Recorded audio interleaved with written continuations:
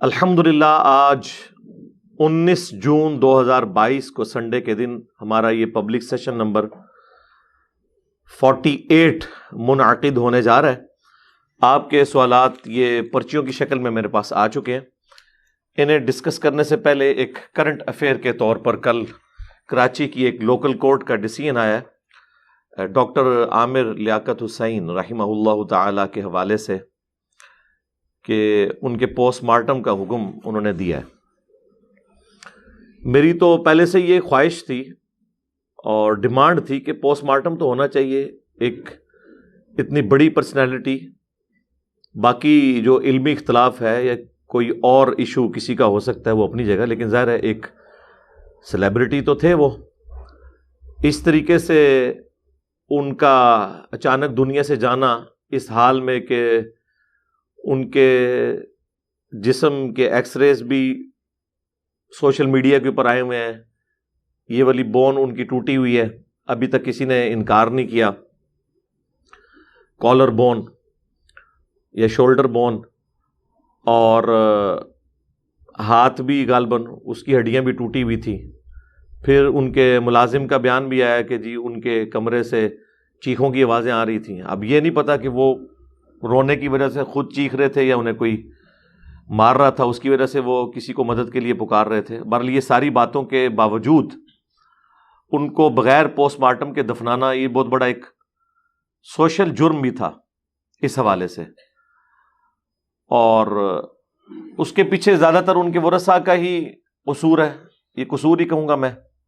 رات کو میری کافی تفصیلی بات ہوئی تھی جے ڈی سی کے جو ظفر عباس بھائی ہیں، وہ ان دنوں میڈیا میں کافی ان رہے ہیں اور کافی زیادہ انہوں نے پازیٹیولی معاملات کو چلایا تھا۔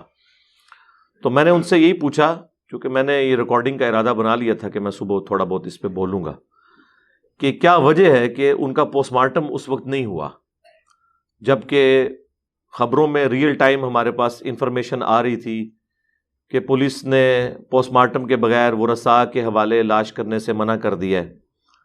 پھر یہ اچانک کون سا ایسا فیصلہ ہوا ہے؟ تو وہ بتانے لگے کہ چونکہ ورثاء جو ان کے بیٹے تھے اور ایک بیٹی بھی ہے ان کی، پلس ان کی ایکس وائف بھی آئی ہوئی تھی، وہ تو خیر وارث نہیں ہے لیکن بہرحال وہ بھی بچوں کی ماں تو ہے، ان سب کا یہ ڈیسیژن تھا کہ ہم پوسٹ مارٹم نہیں کروائیں گے۔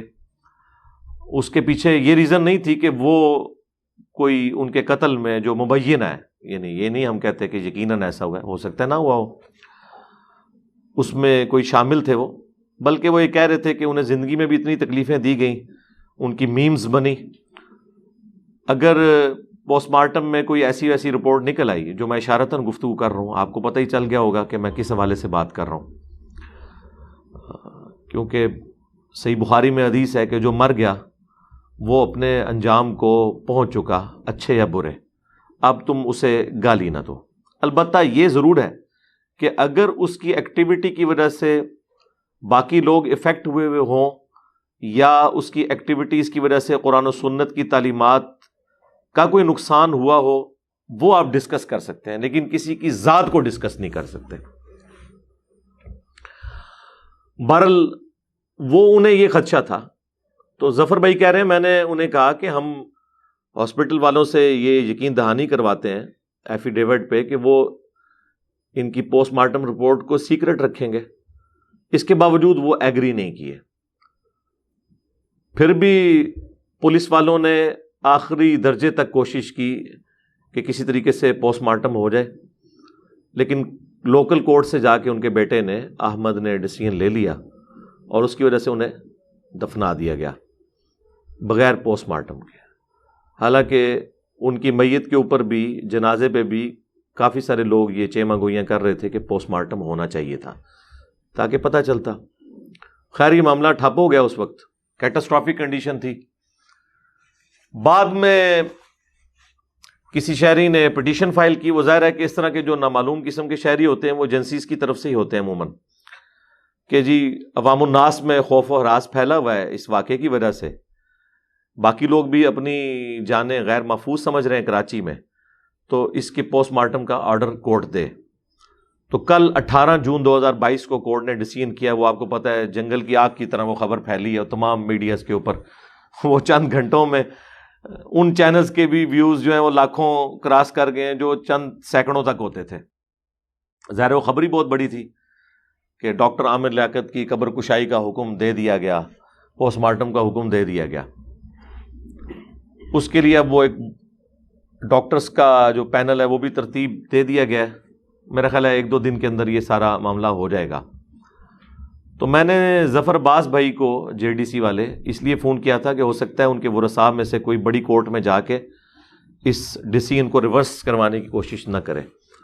تو وہ کہہ رہے تھے کہ وہ ڈیسیژن اس طریقے سے ریورس نہیں ہوگا، اگر کوئی گیا بھی نہ تو ان کے باقی رشتہ دار کھڑے ہو جائیں گے کہ ہمیں تو خدشہ ہے کہ اسے مارا گیا ہے، تو ظاہر کورٹ نے ڈیسیژن اسی حق میں کرنا ہے کہ پوسٹ مارٹم ہو۔ اگر ان کا اپنا بیٹا اور بیٹی بھی یہ کہتے ہیں نا کہ پوسٹ مارٹم نہیں ہونا چاہیے، تو ان کا کوئی بھتیجا کھڑا ہو جائے گا، ان کے بھانجے بھتیجے تو ان کی اپنی عمر کے ہیں، سینئر ہیں، کہ جی ہمارے قریبی رشتہ دار کو قتل کیا گیا ہے، پوسٹ مارٹم ہو۔ تو کورٹ نے تو ڈیسیژن دینا ہے اس بنیاد پہ کہ جس میں کورٹ اپنی بھی جان چھڑائے پلس جو پبلک ویلفیئر والی بات ہو، تو یہی ہے کہ پوسٹ مارٹم تو ہونا چاہیے، ایک ہائی پروفائل کیس ہے، اس لیے وہ یہی ڈیسیژن کریں گے۔ تو ان کا موقف یہ تھا کہ وہ شاید بڑی کورٹ میں نہیں جائیں گے اور یہ اسی طریقے سے ڈیسیژن ایگزیکیوٹ ہوگا۔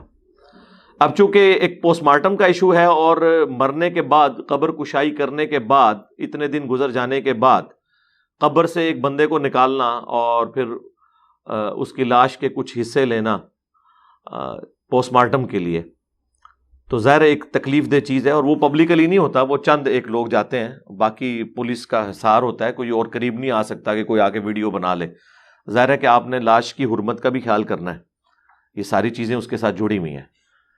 اور عوام الناس میں تو عجیب و غریب باتیں مشہور ہیں نا کہ جی وہ محمد کے غلاموں کا کفن میلا نہیں ہوتا، جی وہ اگر سائبیریا میں دفن ہو تو 10,000 سال تک بھی کچھ نہیں ہوگا، ظاہر ہے کہ وہ فریزنگ پوائنٹ پہ ہے وہاں پہ۔ لیکن عام حالت میں یہ کوئی تھم رول نہیں ہے، یہ ایکسیپشن صرف پیغمبروں کی ہے جی، اور اس کی اصل قرآن حکیم میں موجود ہے۔ حضرت سلیمان علیہ السلام کی جب ڈیتھ ہو گئی تو اللہ تعالیٰ فرماتا ہے کہ ان کی ڈیتھ کے اوپر جو جنات تھے انہیں معلوم نہیں چلا مگر ایک کیڑا جس نے ان کی لاٹھی جو ہے وہ کھا لی تھی، جس کی وجہ سے ان کا جسم نیچے آ گیا، اس کی وجہ سے لوگوں کو پتا چلا کہ یہ تو فوت ہو چکے ہیں، کیونکہ وہ ٹیمپل آف سلیمان تعمیر ہو رہا تھا، ہیکل سلیمانی۔ تو حضرت سلیمان علیہ السلام کی موت کا وقت اسی دوران آ گیا، تو وہ لاٹھی پہ یوں ٹیک رکھ کے نا بیٹھ گیا ایسے کر کے، یہ جو بھی کوئی پوسچر ہوگا۔ تو اب گوشت تو زیادہ مرغوب غذا ہے کیڑوں کی، لیکن اتنے عرصے تک اب وہ دیمک نے ایک دن میں تو نہیں چاٹی ہوگی لکڑی، ہفتوں مہینوں لگے ہوں گے جب تک وہ تعمیر نہیں ہو گیا، اور اس واقعے کا ذکر قرآن میں موجود ہے۔ لہذا قرآن میں عقیدہ انبیاء کرام کے بارے میں کہ ان کے جسم سلامت رہتے ہیں مرنے کے بعد، اس کی اصل قرآن کے اندر موجود ہے، ان آیات کے اندر۔ ابو داؤد میں ایک حدیث موجود ہے، مشکات میں بھی موجود ہے، اور کئی کتابوں میں، اور محدثین کا آلموسٹ اجماع ہے اس حدیث کے اوپر۔ ایک دو محدثین نے اختلاف کیا ہے، وہ بھی ان کو وہم لگا ہے کہ اللہ کے محبوب صلی اللہ علیہ وآلہ وسلم نے فرمایا کہ جمعے کا دن سارے ایام کا سردار ہے، اس دن آدم علیہ السلام پیدا ہوئے، اسی دن وہ فوت ہوئے، اسی دن قیامت قائم ہوگی، تم جمعے کے دن مجھ پر کثرت سے درود پڑھو، تمہارا درود مجھ پر پیش کیا جائے گا، اللہم صلی علی محمد وعلی آل محمد۔ ایک صحابی نے جرأت کر کے عرض کی کہ اللہ کے رسول، جب آپ مر جائیں گے اور آپ کی ہڈیاں مٹی میں گھل مل جائیں گی، یہ الفاظ ہیں، کیونکہ اس وقت 295C کا یوز اس طریقے سے نہیں کیا جاتا تھا، نہ وہ تھی مدینہ شریف میں اس حوالے سے، تو کسی نے ان کے اوپر گستاخی کا فتویٰ نہیں لگایا، اور ان کے سوال کرنے کی برکت سے عقیدہ پتہ چل گیا۔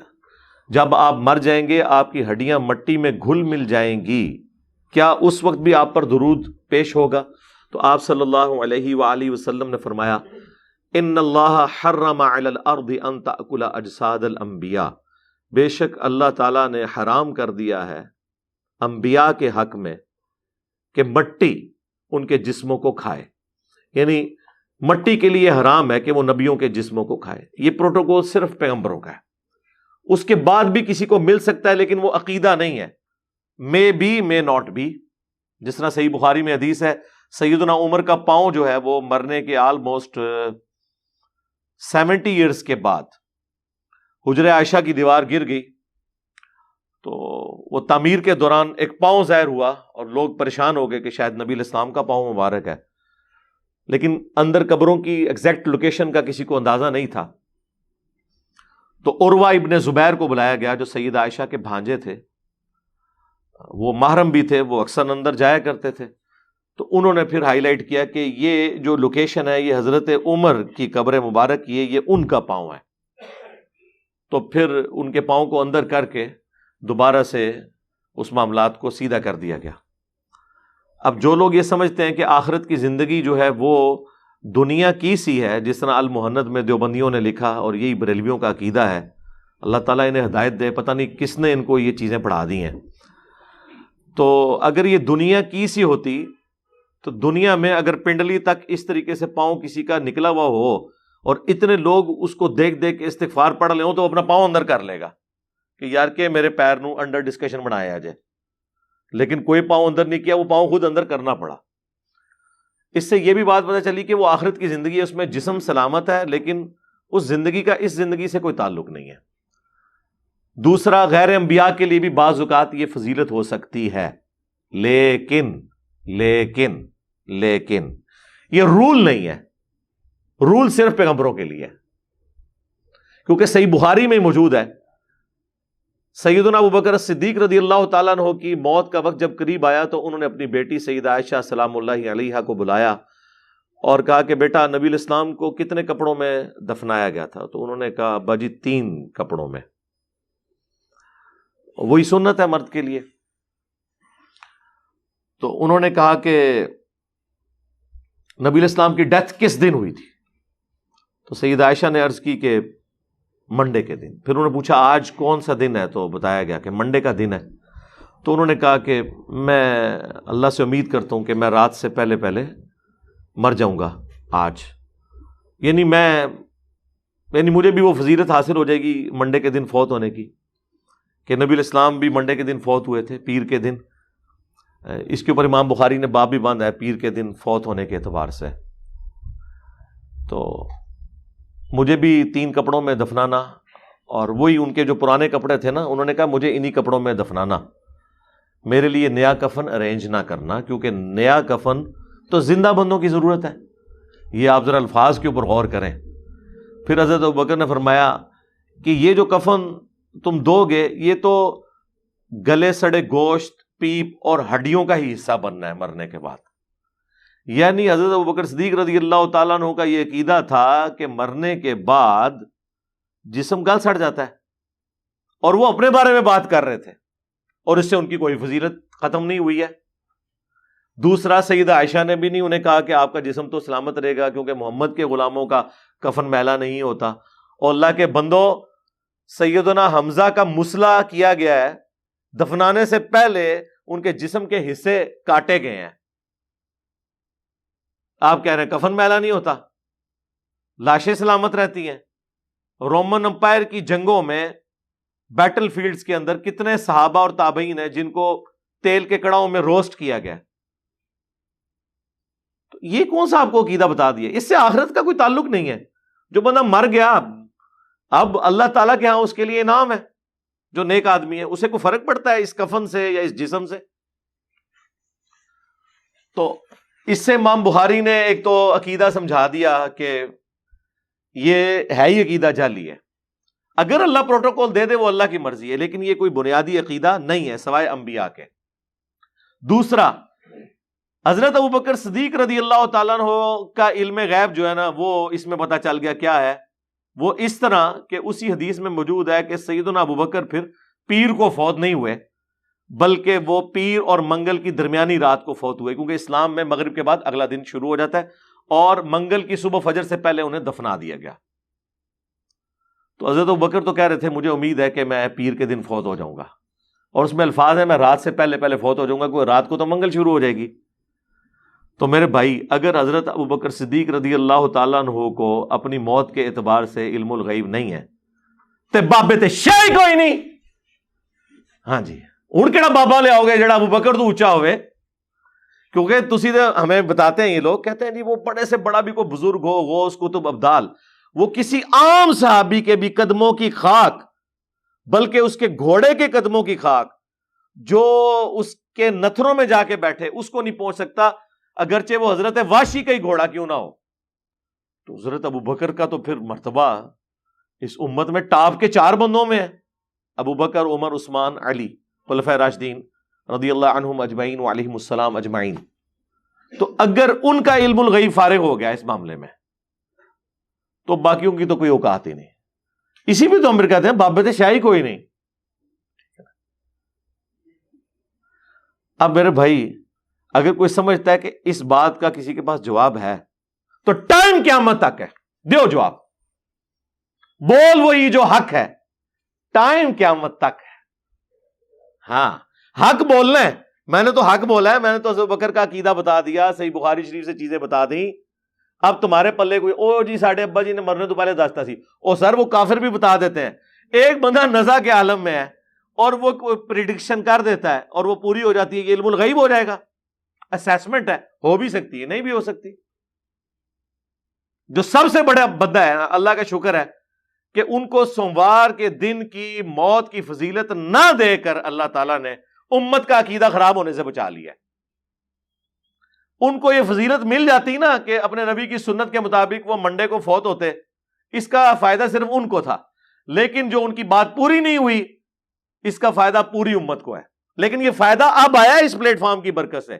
ہم سے پہلے کبھی کسی نے یہ بخاری میں حدیث دریافت نہیں کی, نہ اس میں سے یہ رزلٹ نکالا ہے. پھر کہتے ہیں جی 1400 سال سے کسی کو دین نہیں سمجھا. سرکار دین لکھا ہوا تھا, لیکن چیزیں لکھی ہوئی کتابوں کے اندر ہوں, اسے کوئی نکالے نہ, تو کیا فائدہ ہوگا؟ اگر شہد کی بوتل کوئی گلے میں لٹکا لے تعویذ کے طور پر, ایک قرآن کے بھی تعویذ لٹکاتے ہیں نا جی, قرآن میں شفا ہے جی, سورہ بنی اسرائیل میں ہے جی, شفا ہے تو تعویذ لٹکانے نے. قرآن کو پڑھو, اس پہ عمل کرو, یا زیادہ اس کی صورتوں کو دم کرو اپنے اوپر. جو بخاری میں آیا آخری 3 صورتیں نبی علیہ السلام دم کیا کرتے تھے, اور مسلم شریف میں آیا کہ آپ کے گھر میں کوئی بیمار ہوتا تھا تو نبی صلی اللہ علیہ وآلہ وسلم آخری 3 صورتیں پڑھ کے اسے دم کیا کرتے تھے. سورۃ الاخلاص, سورۃ الفلق اور سورۃ الناس. یہ ہے, یہ نہیں ہے کہ وہ گلے میں تعویذ لٹکا دیتے تھے. تو شہد کی بوتل بھی آپ لٹکا لیں تو شفا تو نہیں ہوگی جب تک شاید چاٹیں گے نہیں. تو جب تک بخاری مسلم آپ پڑھیں گے نہیں, قرآن آپ پڑھیں گے نہیں, آپ کو کیسے پتا چلے گا اس میں کیا لکھا ہوا ہے؟ صرف کتابیں سجائی ہوئی ہوں گی شوکیسوں میں, عمل نہیں ہوگا, تو کیسے آپ کو پتا چلے گا؟ تو یہ ہم جو باتیں ایکسپلور کرتے ہیں یہ آلریڈی موجود ہے. اگر آپ کے بزرگوں کو توفیق نہیں ہوئی آپ کو دین صحیح بتانے کی, تو یہ جو آپ کے دل میں ہمارے لیے حسد آ گیا ہے کہ اس کی داڑھی تو کالی ہے, وہ سفید داڑھی والوں کو کوئی نہیں سمجھ آئی ہے, اس حسد کا تو میرے پاس کوئی علاج نہیں سوائے اس کے کہ قل اعوذ برب الفلق والی سورت جو ہے وہ آپ رات کو سونے سے پہلے 3 دفعہ پڑھ لیں, ومن شر حاسد اذا حسد. حسد کا تو کوئی علاج نہیں ہے. وہ تو پیغمبروں کے بھائی تھے, پیغمبر کا بھائی, پیغمبر کا بیٹے.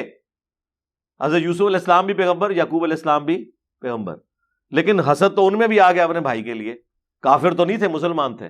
اگر پیغمبر کا بیٹا ہو, پیغمبر کے بیٹے اور ایک پیغمبر کے بھائی ہوں, 2 صحابہ کی نسبت ہو, ڈبل صحابی ہوں, پھر بھی ان کے اندر یہ نیگیٹو چیز آ جائے حسد والی, تو سرکار میں تسی تے شاہی کوئی نہیں کہ ہم سے لوگ حسد نہ کریں.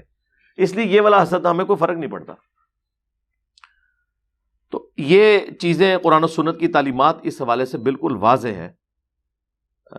خام خواہ لوگوں نے عقیدہ کھڑا ہوا ہے. یہ میں اس لیے بتا رہا ہوں کہ کل کو ہو سکتا ہے قبر کشائی ہو, پھر آپ کو پتا چلے وہ جی لاش میں تعفن پھیل گیا تھا, دین وٹ, وہ جی بو آ رہی تھی, دین وٹ,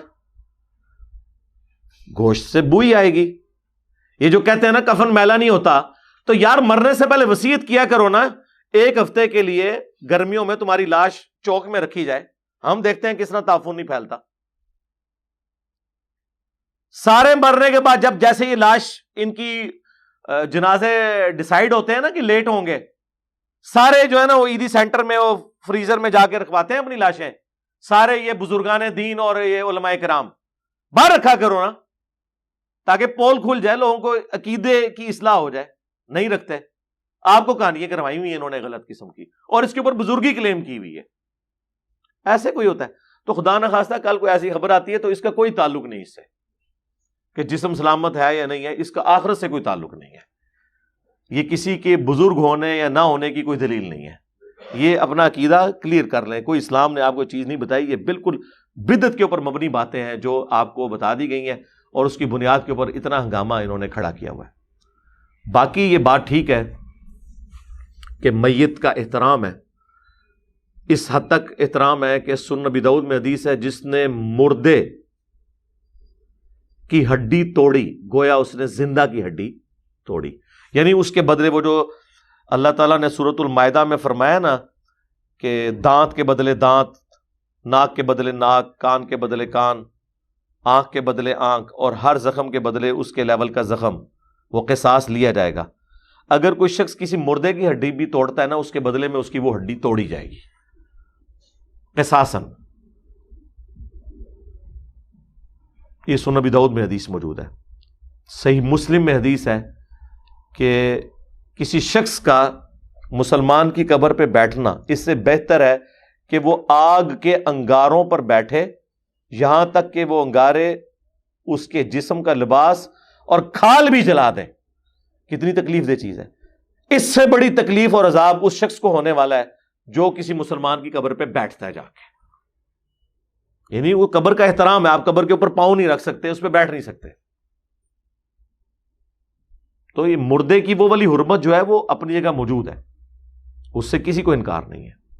لیکن کیٹاسٹرافک کنڈیشن ہو جائے تو قرآن حکیم میں کم از کم 4 مقامات پہ یہ فتویٰ آیا ہے. سورۃ البقرہ میں، سورۃ المائدہ میں، سورۃ الانعام میں، سورۃ النحل میں، کہ تمہارے لیے حرام کیا گیا بہتا ہوا لہو، مردار خنزیر کا گوشت، اور وہ چیز جس کے ذبح کے وقت غیر اللہ کا نام لیا جائے. لیکن ساتھ یہ ہے کہ اگر کیٹاسٹرافک کنڈیشن ہو جائے اور تم میں بغاوت نہ ہو، نافرمانی کا ایلیمنٹ نہ ہو، تو پھر جان بچانے کے لیے یہ حرام بھی کھایا جا سکتا ہے. یعنی کیٹاسٹرافک کنڈیشن، ہنگامی صورتحال. حتیٰ کہ سورۃ النحل میں تو یہاں تک آیا کہ اگر تمہیں کلمہ کفر بھی بولنا پڑ جائے جان بچانے کے لیے اور دل میں ایمان ہو تو اس کی بھی اجازت ہے ایز اے لاسٹ ریزارٹ. تو اب یہ ساری صورتحال دیکھیں تو پھر آپ کو اندازہ ہوگا کہ پوسٹ مارٹم کے لیے اگر اس وقت لاش نکالنی پڑتی ہے تو کوئی ایسا مسئلہ نہیں ہے، کیٹاسٹرافک کنڈیشن ہے.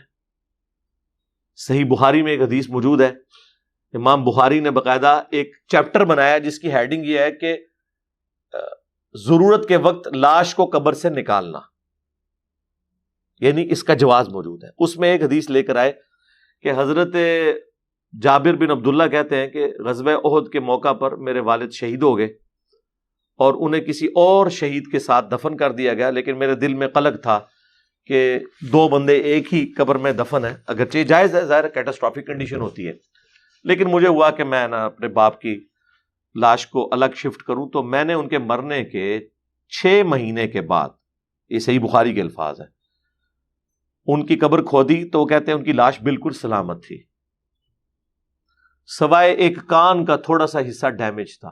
اب وہ کان کا حصہ جو ڈیمیج تھا وہ مٹی کی وجہ سے نہیں تھا، کوئی زخم وغیرہ ان کو لگے ہوں گے، ورنہ تو اگر یہ تو نہیں کہ کان سے سٹارٹ ہونا تھا. سب سے پہلے تو معدہ پھٹتا ہے، آپ پتہ نا، پیٹ سب سے پہلے پھٹتا ہے. تو وہ کہتے ہیں میں نے ان کی لاش کو پھر شفٹ کر دیا دوسری قبر میں. اس سے امام بخاری نے رزلٹ نکالا ہے کہ اگر ضرورت پڑے تو آپ کسی کی لاش کو قبر سے نکال سکتے ہیں. بعض اوقات قبرستان میں پانی آ جاتا ہے، لیکن یہ جواز کی حد تک ہے، یہ ضروری نہیں کہ ایسا کرنا ہوتا ہے. وہ آخرت کی زندگی میں کیا فرق پڑتا ہے؟ آپ کی راکھ ہواؤں میں اڑ جائے ایئر کریش کے اندر، یا آگ میں جلا دی جائے، یا سمندر میں غرق ہو جائے، آپ کے لیے وہی قبر ہے. آپ کی قبر کے لیے جسم کا سلامت ہونا ضروری نہیں ہے، یہ عالم برزخ ہے. وَمِن وَرَائِهِمْ بَرْزَخٌ إِلَى يَوْمِ يُبْعَثُونَ، تمہارے مرنے سے لے کر آخرت کے دن اٹھائے جانے تک برزخ ہے، ان سین بیریئر. کسی کی قبر یہ مٹی کی ڈھیری بنتی ہے، کسی کی شیر کا پیٹ، کسی کی قبر سمندر کی گہرائی، کوئی ہواؤں میں بکھر جاتا ہے، کسی کی لاش کو آگ لگا دی جاتی ہے جس طرح ہندو لگاتے ہیں. تو لوگ پوچھ رہے ہوتے ہیں اس کو عذاب کیسے ہوگا؟ بھائی اللہ تعالیٰ ان چیزوں کے اوپر ڈپینڈنٹ ہے کسی کو عذاب دینے کے لیے. وہ دنیا ہی الگ ہے، وہ اس فزیکل ورلڈ کی جگہ نہیں ہے. ایون جو لاش آپ نے قبر میں دفنائی ہے، آپ سی سی ٹی وی کیمرہ لگا لیں، آپ کو کوئی فرشتے آتے ہوئے یا وہ مردہ اٹھتے ہوئے جواب دیتے ہوئے نظر آئے گا؟ تو پھر اس سے کوئی تعلق ہی نہیں ہے کہ وہ مردے کی لاش سلامت ہے یا نہیں ہے. اتنے بولے لوگ ہیں، ہر چوتھے دن سوال پوچھتے ہیں کہ جی وہ ہندو آگ لگا دیتے ہیں، ان کا حساب کتاب قبر کے سوال کیسے ہوتے ہوں گے؟ یہ مسلمان کا حالت ہے. یہ اس کا یعنی آپ سمجھ رہے علمی لیول آپ دیکھ لیں مسلمان کا کیا ہے. اس چیز کے اوپر وہ سوال کر رہا ہوتا ہے. بھئی آخرت کی زندگی کا کیا تعلق اس معاملے سے؟ جس کو تم نے دفنایا اس کے سوال کون سے آبزرو کر لو گے تم؟ وہ آخرت کی زندگی ہے. تو اس طرح کی جو کیٹاسٹروفک کنڈیشن ہے نا، اس کے اندر لاش کو نکالا جا سکتا ہے. یعنی امام بخاری نے اس حدیث سے باقاعدہ رزلٹ نکالا اور ایک چیپٹر کی ہیڈنگ بنائی ہے کہ ضرورت کے وقت لاش کو اس طریقے سے قبر سے نکالنا. یہ یعنی ایک ضرورت کی چیز تھی نا، اس وجہ سے نکالا گیا. کیٹاسٹروفک کنڈیشن کے حوالے سے پھر احکامات بالکل بدل جاتے ہیں. اور یہ جو قتل ہے نا جی، یہ اتنا سینسٹیو چیز ہے کہ اللہ تعالی کی سنت یہی ہے کہ کوئی شخص آپ کے ساتھ زیادتی کرتا ہے نا، آپ اسے معاف کر دو. سورہ شورى میں آیا کہ برائی کا بدلہ اتنے ہی لیول کی برائی ہے، البتہ اگر تم معاف کر دو گے تمہارا اجر اللہ کے حضور پکا ہو جائے گا.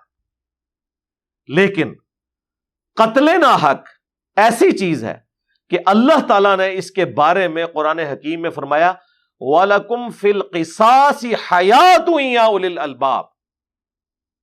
اے عقل مندو، قتل کے بدلے قتل کرنے میں انسانیت کی زندگی چھپی ہوئی ہے تاکہ تم ڈر جاؤ، بچ جاؤ. یعنی یہاں معاف نہیں کرنا، ایون دیت لینا جائز ہے، سورۃ النساء میں آیا، لیکن وہ ایز اے لاسٹ ریزارٹ ہے.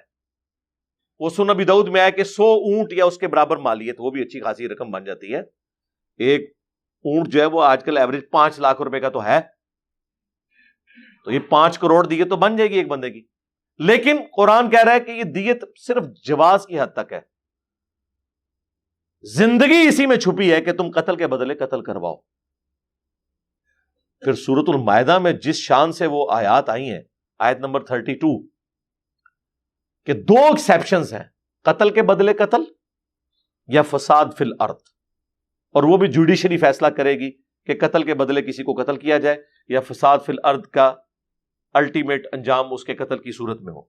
ان 2 ایکسیپشنز کے سوا اگر کسی شخص نے کسی ایک جان کو بھی قتل کیا، گویا اس نے پوری انسانیت کو قتل کر دیا. انسان، مسلمان نہیں، انسان، چاہے وہ مسلمان تھا، چاہے وہ ہندو تھا، چاہے وہ عیسائی تھا، چاہے سکھ تھا، یہودی تھا، کوئی بھی. اور جس نے ایک جان کو بچایا گویا اس نے پوری انسانیت کو بچا لیا. یہ سورۃ المائدہ میں اللہ تعالیٰ نے فرمایا.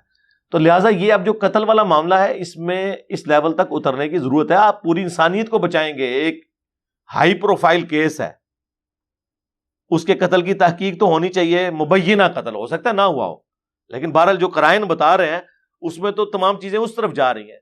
ہو سکتا ہے رزلٹ کچھ اور نکل آئے، لیکن پھر بھی تحقیق تو ہو، لوگوں کو صبر تو آ جائے. تو اس طرح کے کیسز کے اندر تو ضرور پوسٹ مارٹم ہونا چاہیے. لیکن پاکستان میں عموماً جتنے ہائی پروفائل کیسز ہیں، آپ دیکھ لیں، بے نظیر بھٹو کو جب اسیسینیٹ کیا گیا پنڈی میں، تو خود ادھر بھی ان کے ورثاء نے ان کا پوسٹ مارٹم نہیں ہونے دیا، ورنہ ہی پتہ چل جاتا کہ وہ گولی لگنے سے مری ہیں یا شاک ویو سے مری ہیں یا وہ گولی قریب سے لگی، کیونکہ ایک بندہ قریب لے کے کھڑا تھا. اب اس کی گولی لگی ہے نہیں لگی ہے، کوئی سنائپر بیٹھا ہوا تھا دور سے.